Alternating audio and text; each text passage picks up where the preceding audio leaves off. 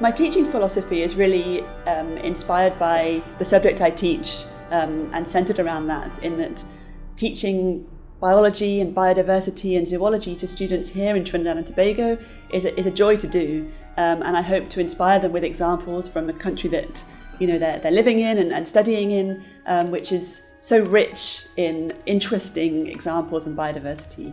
So I think that genuine enthusiasm is really important, and opening eyes to what's all around us and how we can learn about science through that. I find that by motivating students through that interest is a really important element in encouraging them to learn and enjoy learning and do well in their courses.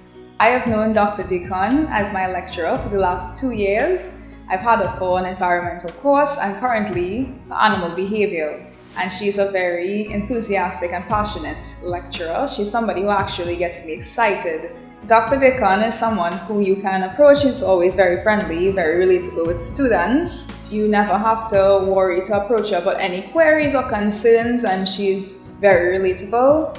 And she takes the time to really reach out to her students and clear up or rectify any problems, any concerns. When I first started as a lecturer at the UWI and I undertook the certificate in teaching and learning, this really taught me the value of reflection and evaluating each lecture, each course, really gauging what can be improved, ways in which you can better connect and engage with the students. So that's something I strive to do year on year, making notes, really listening to student feedback on the course forms, and wherever possible, adapting things to improve the experience for the students and the quality of the teaching and learning. My experience with our teaching method, I really liked it. It's predominantly interactive, which I believe is the best method because it gives the students an opportunity to really interact with the course material. Dr. Deacon also is concerned about her students because I had a for academic advising, and she really was concerned about me doing like these 6 courses in my final, 12 courses in my final year. So she encouraged me to spread them out, to help with my employability and stuff like that. So I would be doing good in all of them. So for several years, I've been engaging with Dr. Amy Deacon as a colleague, as someone who has taught alongside me. And it was really remarkable what I saw that she was able to portray.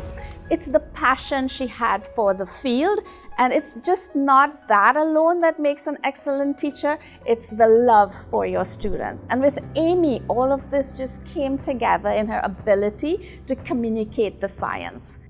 During the pandemic, when we were teaching online and also assessing students online with open book exams, that really forced me to become a much better assessor.